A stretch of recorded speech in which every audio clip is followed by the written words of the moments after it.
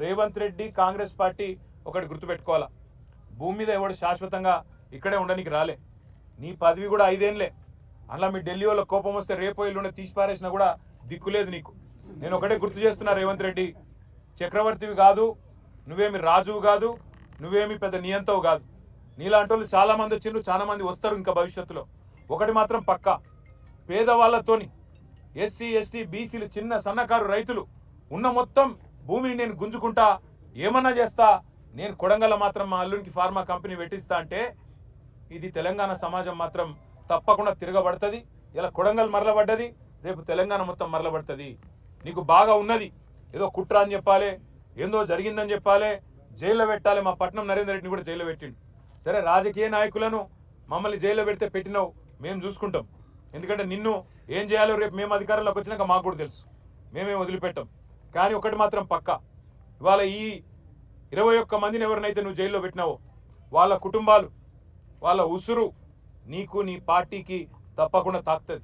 ఏ పేద ప్రజల ఓట్లతోనైతే కొడంగల్లో గెలిచినవో, ఏ పేద ప్రజలకైతే 420 హామీలు ఇచ్చి 6 గ్యారంటీలు 100 రోజులని నమ్మబలికి అఫిడవిట్లలో సంతకం పెట్టి గెలిచినవో, ఇలా వాళ్ళ ఉసురు పోసుకుంటున్నావు చూడు, తప్పకుండా వాళ్ళ ఉసురు నీకు తాకుతుంది. నేను ఒకటే మాట చెప్తా ఉన్నా, ఆ కుటుంబాలన్నిటికీ కూడా మీకు మొత్తంగా బీఆర్ఎస్ అండగా ఉంటుంది.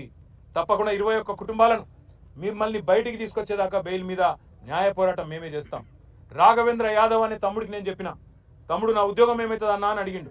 నీ ఉద్యోగం ఏం కాదు, రేవంత్ రెడ్డి మెడలు వంచైనా సరే నీ ఉద్యోగం అవసరమైతే సుప్రీంకోర్టు దాకా కొట్లాడతాం, నీ ఉద్యోగం పోనీయం తమ్ముడు అని చెప్పిన.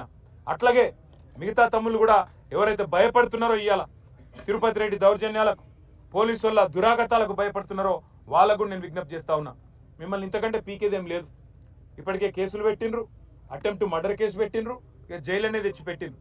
ఇంతకంటే మీకేం పీకేదేం లేదు, ఇంకా ఉరి శిక్ష వేసేదైతే లేదు. ఆడ జరిగిన దాన్ని ఏదో దానికి మసిపూసి మారేడికాయ చేసి పెద్దగా చేసే ప్రయత్నం చేసి తన అసమర్థతను, తన చేతగాంతనాన్ని, తన చేవలేనితనాన్ని ఇవాళ రేవంత్ రెడ్డి కప్పిపుచ్చుకునే ప్రయత్నం చేస్తూ ఉన్నాడు. ధైర్యంగా ఉండండి, ప్రజాస్వామ్యబద్ధంగా కొట్లాడదాం.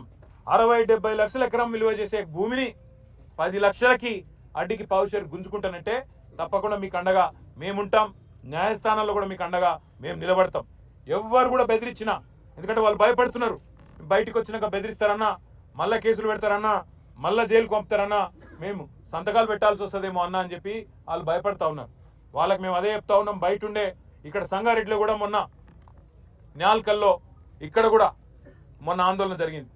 రేవంత్ రెడ్డి అనాలోచిత నిర్ణయాల వల్ల ఫార్మా సిటీ అని కేసీఆర్ పెడితే హైదరాబాద్ దగ్గర 14,000 ఎకరాలు సేకరిస్తే అది వద్దు, రద్దు, అక్కడ రియల్ ఎస్టేట్ దందా చేస్తా, మా అన్నగాళ్ళకు అక్కడ మా తమ్ముళ్లకు నేను భూముల స్థాపన చేస్తా, ఫార్మా విలేజ్ల పేరిట ఇక్కడ సంగారెడ్డి జిల్లా న్యాల్కల్లో, అక్కడ కొడంగల్లో, ఇంకా అట్లనే మిగతా తెలంగాణలో కూడా ఒక 20 ఫార్మా విలేజ్లు పెడతా అని చెప్పి ఏదైతే ఇవాళ రేవంత్ రెడ్డి కొన్ని వికృతమైన అనాలోచితమైన ఆలోచనలు చేస్తూ ఉన్నాడో, ఈ విషయంలో సంగారెడ్డి రైతులైనా సరే, న్యాల్కల్ రైతులైనా సరే, కొడంగల్ రైతులైనా సరే ధైర్యంగా ఉండండి. మీకు బీఆర్ఎస్ ఉన్నది, మీకు కేసీఆర్ ఉన్నాడు, మర్చిపోవద్దని చెప్పి నేను విజ్ఞప్తి చేస్తా ఉన్నా.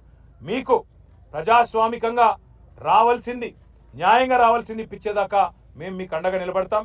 వీళ్ళు ఎన్ని అక్రమ కేసులు పెట్టినా, ఎన్ని అక్రమ నిర్బంధాలు చేసే ప్రయత్నం చేసినా తప్పకుండా అవి మేము ఎదుర్కొంటాం. ఇవాళ సంగారెడ్డి కేంద్ర జైల్లో ఇవాళ వాళ్ళందరినీ కలిసిన తర్వాత మాకు అనిపించింది ఒకటే, తప్పకుండా ఈ ప్రభుత్వం పేదవాడి ఉసురు తాకి, పేదవాడి కన్నీళ్లలోనే ఇవాళ గిరిజన బిడ్డలు కన్నీళ్లు పెడతా ఉంటే అన్నా మమ్మల్ని కొట్టినారు చూడు అంటే, వాళ్ళు నిజంగా కూడా ఒక్కొక్కరు ఇప్పుడే అనిల్ జాదవ్ చెప్పినట్టు 30-40 కిలోలు కూడా లేని పిల్లలు, వాళ్ళు పాపం మాల్ న్యూట్రిషన్తో బాధపడే పిల్లలు, బట్టలు కూడా చక్కగా లేవు. వాళ్ళు కలెక్టర్ను కొట్టినరు, అటెంప్ట్ మర్డర్ అని పెట్టడానికి నీకు మనసెట్లా ఒప్పింది రేవంత్ రెడ్డి అని నేను అడుగుతా ఉన్నా. చేతనైతే మాతో కొట్లాడు, చేతైతే రాజకీయ నాయకులుగా మాతో తలపడు, అంతేగాని పేదలకు ఈ రకమైన కష్టం కలిగించవద్దు. బేషరతుగా ఇక్కడైనా సిగ్గు తెచ్చుకొని ఈ కేసులన్నీ వెంటనే రద్దు చేయాలి, వాళ్ళని వెంటనే విడుదల చేయాలని చెప్పి మేము డిమాండ్ చేస్తా ఉన్నాం.